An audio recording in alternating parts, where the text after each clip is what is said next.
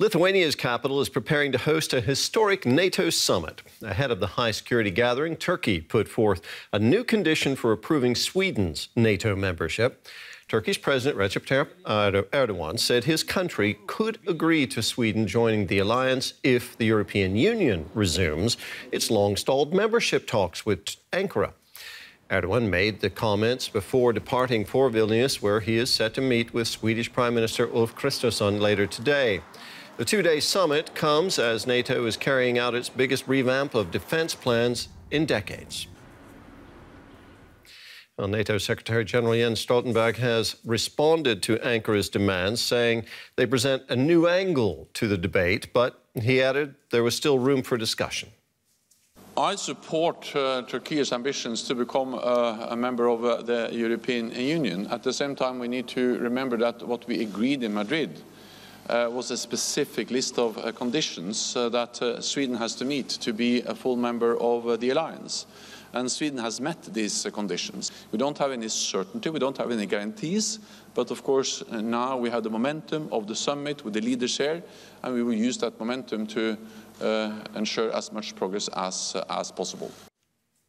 Well, for more on this, I'm joined now by DW Brussels Bureau Chief Alexander van Namen in Vilnius and DW correspondent Julia Hahn in Istanbul.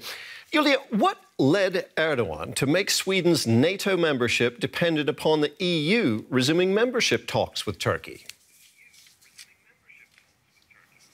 Well, this move came quite as a surprise to many here. Erdogan brought up EU accession in a phone call with US President Biden yesterday already. And then today, before departing to Lithuania, he told reporters basically saying, look, many NATO members are at the same time EU members, and there is such an expectation here among the Turkish population as well. And that's why I expect the EU to clear the path for full Turkish EU membership. And then in return, we may greenlight Sweden's bid to join NATO. Now, this is, I should mention, a new condition, a new demand brought forward by Erdogan, but a pretty unrealistic one.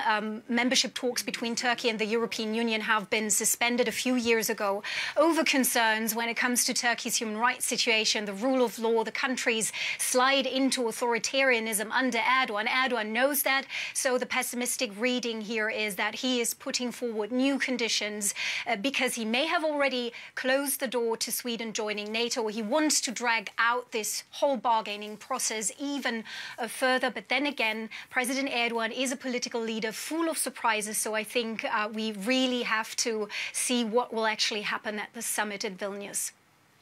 So new conditions coming from Erdogan. Alexander, what kind of response can we expect from NATO and the EU? Well, we just heard from NATO Secretary General Jens Stoltenberg, who said that he thinks that a positive decision on Sweden is still possible here in Vilnius. But he also made clear then that when it comes to Sweden, they have met all the conditions needed to become a member of the alliance. And you can really tell that allies are not very happy with the new demands expressed by the Turkish president, with Lithuania's President Nausėda telling us, reporters here in Vilnius, that the list of demands has to be final, that he hopes that there will be no new demands. And we also have to say that even though 22 members of the alliance are also members of the European Union, NATO cannot decide anything on EU accession talks. Those are two different institutions. And as Julia just mentioned, the talks with the EU were suspended due to continuing backsliding in reports in such important areas such as the respect for the rule of law in Turkey. So it is indeed unrealistic that those talks could be resumed quickly. Julia, if Erdogan's proposal is rejected, where does that leave Sweden, given that right now Turkey is blocking its accession to NATO?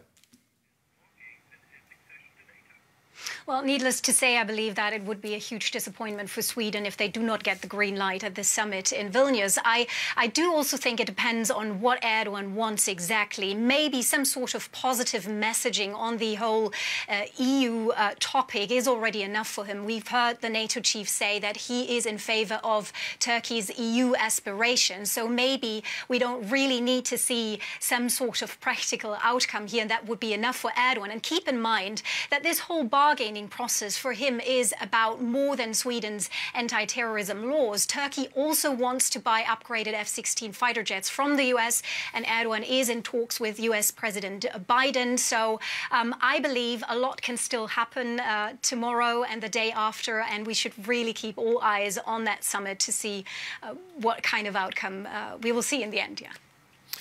Well, Turkey's blockage of Sweden's NATO membership bid is not the only topic on the agenda there in Vilnius for the summit. Alexander, what else can we expect from that summit this week?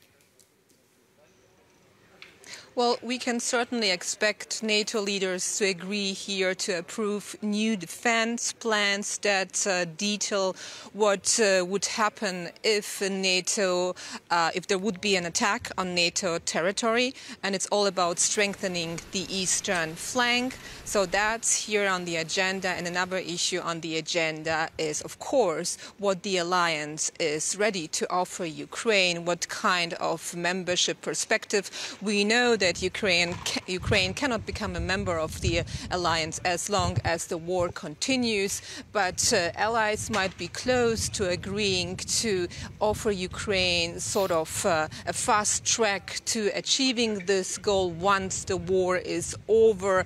Apparently, they are close to agree on dropping the membership action plan for Ukraine. This is a plan that countries who are aspiring to join the alliance need to follow. But of course, whether they agree on all of that, we will see at the conclusion of the summit. Alexander von Naumann, Julia Hahn, thank you very much to you both.